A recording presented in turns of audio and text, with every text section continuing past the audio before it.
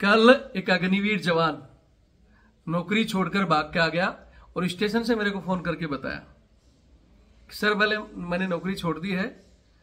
कहानी क्या थी कि सर मैं पहले गया, जाते ही तो मेरे को मेजर साहब का सहायक लगा दिया।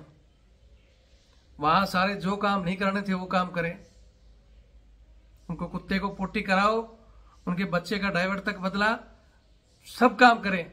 वहां से रो धोकर सीएचएम सीनियर जैसों को बोल बोल के हटाया तो मेरे को 2IC लेफ्टिनेंट कर्नल का सहायक भेज दिया। वहां से रो धोकर सारे काम करके आया, फिर मेरे को 3 महीने से अब जैसियों में लगा दिया, वहां झूठी प्लेटें धो रहा हूं। अरे हमारे अधिकारीगण, भाई आप क्यों आज भी अंग्रेजों की तरह इन जवानों का खून पी रहे हो? क्यों इनसे घरेलू काम करवा रहे हो? मात्र आपका 5-10 हजार रुपए बचाने के लिए आप वर्दीधारी जवान से घरेलू काम करवा रहे हो। आपसे या तो पर्सनल काम नहीं होते तो सिविल सहायक रखो, नहीं रख सकते तो सरकार को चिट्ठी करो, लिखो भाई अलग से भर्ती करवा लो सहायकों की, जिसके कंधे पे सहायक ही लिखा हो, ना कि इंडियन आर्मी लिखा हो। यहां मैं हमारे जेसीओ साहिबान को कहना चाहता हूं कि आप लोगों को भी धीरे धीरे अफसरों की हवा लग रही है। भाई आप मैस बॉय वगैरह नहीं रख सकते, पैसे खर्च कर लो, नहीं होता है तो भैया खुद दो या फिर सरकार को चिट्ठियां लिखो, क्योंकि इसमें तुम्हारे ही बच्चे, जवान, किसान, मजदूर, आम इंसान के बच्चे जा रहे हैं, अफसरों के बच्चे नहीं आ रहे जिनसे तुम ये काम करा रहे हो इन जवानों के ऊपर। क्योंकि उनको तो लगता है कि सीएचएम सबसे बड़ा दुश्मन है, सीनियर जैसियो सबसे बड़ा दुश्मन है। दुश्मन कौन है? पर्दे के पीछे बैठा हुआ वो बंद कमरे में एसी में हीटर गीजर में बैठा हुआ अधिकारी है। क्यों वो फ्रंट में आके जवान को कहेंगे नहीं? अब वही बोल रहे हैं कि सीएचएम तेरी वजह से वो जवान भागा है, सीनियर जैसियों को बोल रहे हैं तेरी वजह से भागा है, और तब वही आदेश देते थे, वो बताते थे साहब कौन है, साहब यही अग्निवीर है, बोले लगाओ इनको बैच। लेकिन वो फ्रंट में आते नहीं, कभी कहेंगे नहीं, तो अग्निवीरों को ये लगता है कि अफसर साहब तो बहुत अच्छे हैं, हमारे तो यही दुश्मन है। तो हमारे वार्स रैंक को कहना चाहता हूँ, आप क्यों दुश्मनी मोल लेते हो ऐसे बच्चों से? क्योंकि अब ये बच्चे ग्रेजुएशन के हैं, ये वो अनपढ़ वाली फौज नहीं है कि करवाते रहो कुछ भी और एक धमकी दे दो कि तुम्हारा ये कर देंगे। पहले की फौज एक तो पढ़ी लिखी कम थी, दूसरा क्या था, उनको एक टारगेट दिखता था कि यार किसी भी तरह 15 साल करके अपना पेंशन पका के चलना है। अब इनके तो पेंशन नहीं है, CSD नहीं है, मेडिकल फैसिलिटी नहीं है, मरने के बाद तक शहीद का दर्जा नहीं है, क्यों रुकेंगे भाई? तो आप विलन ना बने। पर यहां हमारे में तमाम वीडियो देखने वाले साथियों को कहना चाहता हूं, अगर आपको सही लगता है तो वीडियो को पूरा देखें और शेयर जरूर करें। और ये चैनल आपका है, चैनल से जुड़ें। आज हम 8 लाख हैं, अगर आप 10-10 जोड़ो तो 80 लाख और 100-100 जोड़ोगे तो 8 करोड़ होंगे। जिस दिन हम 8 करोड़ होंगे उस दिन ये अंग्रेजों की तानाशाही और ये काले अंग्रेज या तो ये देश छोड़ देंगे अंग्रेजों की तरह या ये सुधर जाएंगे। लेकिन बस हम आपके साथ हैं, लेकिन हम कुछ करेंगे नहीं तो भैया फिर वोट पॉलिसी करना पड़ेगा, चाहे वो अग्निवीर हो और चाहे परमानेंट सैनिक। कुछ नहीं कर सकते तो वीडियो जरूर शेयर करें और पूरा जरूर देखें। जय हिंद, जय भारत, वंदे मातरम। मैं रविंद्र फौजी। कल एक अग्निवीर जवान जो कि अपनी यूनिट से नौकरी छोड़कर भाग के आ गया और स्टेशन पर उतरकर दिल्ली स्टेशन से मेरे को कॉल किया कि सर मैं नौकरी छोड़ के आ गया। तो मैंने उसको बोला भाई क्यों नौकरी क्यों छोड़ दी, क्या कहानी है?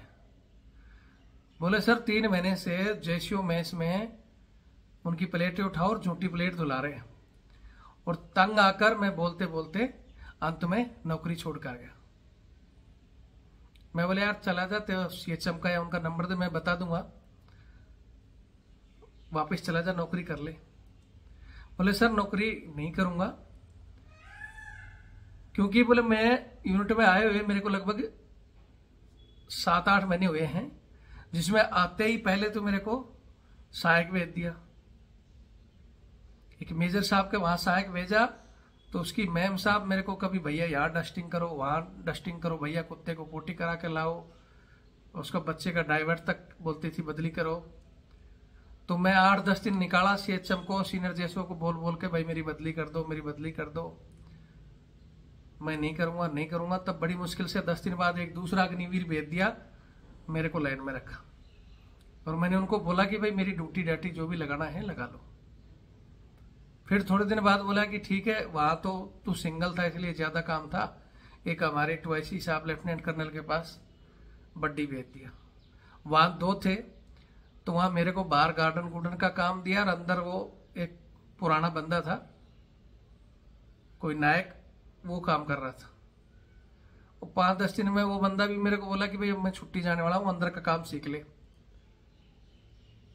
तो वही अंदर का काम मेरे को पूरा अंदर का झाड़ू पोछा, डस्टिंग डुस्टिंग, रसोई में मैडम के साथ सब्जी कटवाओ, कपड़े धोकर मैडम रखती तो उसको टकवाओ, सारे काम। लास्ट टाइम मैंने जाकर सीएचएम को बोला भाई मैं तो नहीं कर पाऊंगा, वो तो छुट्टी जा रहा है, मेरे को ही सारे काम करने पड़ेंगे। मैं तो यहाँ वर्दी की शौक से देख कर आया था कि नौकरी करूंगा। अब वहां से बोल बोल के मेरी बदली की, तो मेरे को लगा दिया जैशियो में इसमें। अब पिछले 3 महीने से लगातार मैं इसमें जैशियो में इसमें बर्तन धो रहा हूं। वो अपने खाक के प्लेट धर रख जाते हैं, और मैं वो प्लेटें धो धो कर रखो, साफ करो, उनको धो पहले, फिर उनको डस्ट साफ कर करके फिर रखो। तो मैंने सीएचएम को लगातार बोलते बोलते सीनियर जैशियो को, साहब बदली कर दो बदली कर दो, तो वो उल्टा रोज गालियां देते हैं और तमाके मतलब मेरे को धमकी देते हैं कि मैं जो कौन देगा तेरे को 21,000 मिल रहे हैं, तेरे को 11 लाख मिलेंगे, फलाना ढिकड़ा, कर ले चुपचाप। तो कल गुस्से में आके मैंने उसको बोल दिया कि भाई तू हौलदार है, तू चले जा बैठो, तेरे को भी तो 70-80 हजार रुपए मिल रहे हैं, मेरे को तो 21 ही मिल रहे हैं, 21 में मैं मेरे से क्यों बर्तन धुलवा रहा है। मेरे को बोले कितना पढ़ा लिखा है, मैंने बोला मैं तो ग्रेजुएशन कर रखा हूं, और वो खुद 10वीं पास था, सीनियर जैशियो था। मैं तो बोल दिया कि साहब आप लोग चले जाओ, मैं नहीं जाऊंगा, ज्यादा करोगे तो मैं फौज छोड़ दूंगा। तो मेरे को धमकियां देने लगे कंपनी कमांडर के पास, बोला लिख के जा, नहीं तो यहां रहेगा, करना पड़ेगा सब कुछ।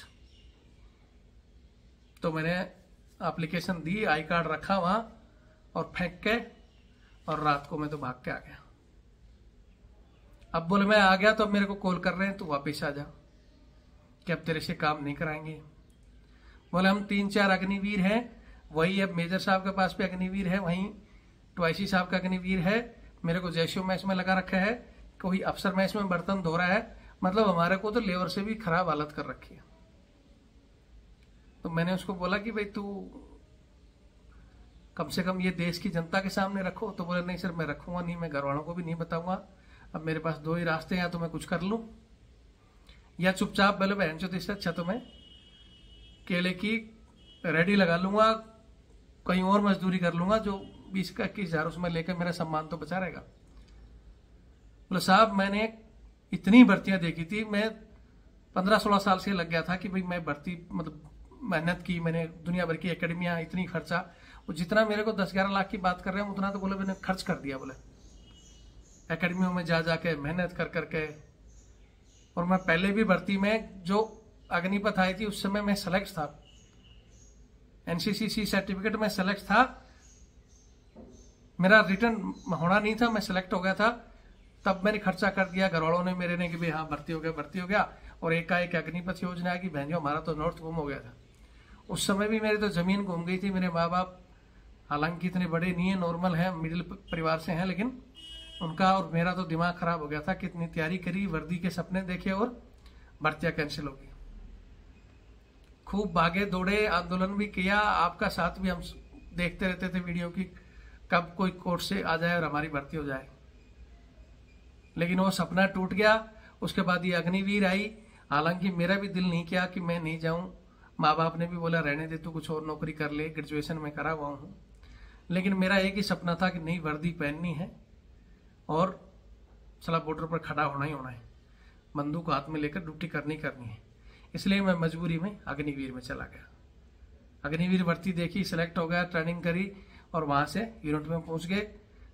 जाके सपने थे कि भाई अब यूनिट में आ गए तो अब हम बंदूक लेकर ड्यूटी करेंगे, लेकिन यहां जब से आए हैं सर बंदूक तो देखी ही नहीं। बोले हमने तो वही कुत्ते का पट्टा देख लिया, या जैशियो मैच की प्लेट, अफसर मैच की प्लेटें, या उनके गार्डन की सफाई, कहीं मतलब एक बिल्कुल सारा लेबर से भी गए गुजरे काम करवाने, कभी नालियां साफ करवाने में लगा देते हैं, अभी रात भर इनका कोई एडम इंस्पेक्शन, पता नहीं क्या क्या चल रहे हैं। बोले सर इसलिए मैं तो तंग आकर छोड़ कर आ गया, मैंने बहुत समझाया कि भाई चला जा, या अपने माँ बाप। बोले मैं माँ बाप को भी नहीं बताऊंगा, और सर मैंने कहा कि भाई वीडियो बना कर दे दे, कम से कम पब्लिक तक, सरकार तक ये चीजें जाए कि अग्निवीरों के साथ जो धोखा हो रहा है। बोले सर अभी मैं बढ़ा नहीं सकता, मेरे माँ बाप देखेंगे तो पता नहीं उन पर क्या गुजरेगी या मेरे पे क्या गुजरेगी, इसलिए मैं अभी तो बनाऊंगा नहीं। अगर आप कोर्ट में या किसी बड़े मंच पर मेरे को खड़ा करना चाहते हो तो मैं बोलूंगा ये सारी चीजें। और मेरे साथ के और 3 अग्निवीर है, या तो वो भी भाग के आने वाले हैं, और या फिर कोर्ट में करोगे तो वो भी तैयार हैं गवाही देने के लिए, और बहुत से अग्निवीर तैयार हैं।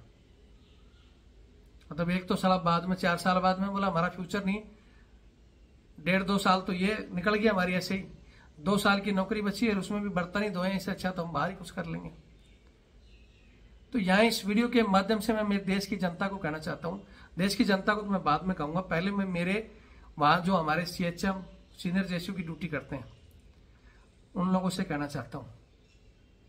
हालांकि मैंने कई बार अग्निवीर के सिलसिले में या बहुत सिलसिलों में बहुत से हमारे, क्योंकि CHM सीनियर जेसीयू तो लगभग हमारे सब कोई नंबरी समरी हैं, कोई हमारे साथ के ही, कोई हमारे से छोटे हैं, तो उनसे हम आराम से बात करते हैं। तो उनको मैंने समझाया कि भाई क्यों इन बच्चों के साथ करते हो, तो बोलते हैं सर हम क्या करें, बंदे हैं नहीं, भर्तियां कोरोना के बाद में हुई नहीं, पुराने सिपाही थे लगभग जा चुके, अब नायक हौलदार बचे हैं, या तो उनको लगाएं, उनमें से भी जो शुरू से ही बूट पुलिस वाले हैं, या आपको भी पता है वॉलंटियर हैं, उनको भी भेज रखा है। लेकिन अब और जरूरत पड़ रही है तो यही आ रहे हैं। और ये भी अभी भर्ती अग्निवीर की सरकार ने दिखाया था, बम्पर भर्ती करेंगे फलाना। आपको पता है कि अभी तक सिर्फ 2 बैच अग्निवीरों के सेना में गए हैं, जहां पूरी जनता को चूतिया बना दिया गया। देश की जनता मतलब एक ऐसे माहौल बना रही है कि ये तो जरूरी है, बहुत भर्तियां होंगी, कितनी भर्तियां होंगी। आज भी हमारे कल वो GD बख्शी साहब का मैंने इसी चैनल पर वीडियो डाला था, आपने देखा होगा कि 1,80,000 सेना डिफी है। आए दिन ये कश्मीर में जो हाउल्लड़ हो रहा है, क्योंकि नफरी नहीं है यूनिटों में, इसलिए। हालांकि उनको मैंने कहा कि भाई तुम क्यों इन जवानों के ऊपर, क्योंकि उनको तो लगता है कि CHM सबसे बड़ा दुश्मन है, सीनियर जेसीयू सबसे बड़ा दुश्मन है। दुश्मन कौन है? पर्दे के पीछे बैठा हुआ वो बंद कमरे में AC में हीटर गीजर में बैठा हुआ अधिकारी है। क्यों वो फ्रंट में आके जवान को कहेंगे नहीं? अब वही बोल रहे हैं कि CHM तेरी वजह से वो जवान भागा है, सीनियर जेसीयू को बोल रहे हैं तेरी वजह से भागा है, और तब वही आदेश देते थे, वो बताते थे साहब कौन है, साहब यही अग्निवीर है, बोले लगाओ इनको बैच। लेकिन वो फ्रंट में आते नहीं, कभी कहेंगे नहीं, तो अग्निवीरों को ये लगता है कि अफसर साहब तो बहुत अच्छे हैं हमारे, तो यही दुश्मन है। तो हमारे आवाज रैंक को कहना चाहता हूँ, आप क्यों दुश्मनी मोल लेते हो ऐसे बच्चों से? क्योंकि अब ये बच्चे ग्रेजुएशन के हैं, ये वो अनपढ़ वाली फौज नहीं है कि करवाते रहो कुछ भी और एक धमकी दे दो कि तुम्हारा ये कर देंगे।